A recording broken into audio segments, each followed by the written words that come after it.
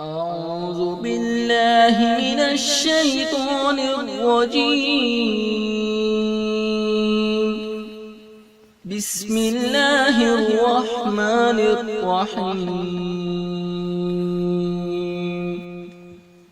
قل أعوذ برب الفلق من شر ما خلق ومن شر غاسق إذا وقب ومن شر النفاثات في العقد ومن شر حاسد إذا حسد. بسم الله الرحمن الرحيم. قل أعوذ برب الناس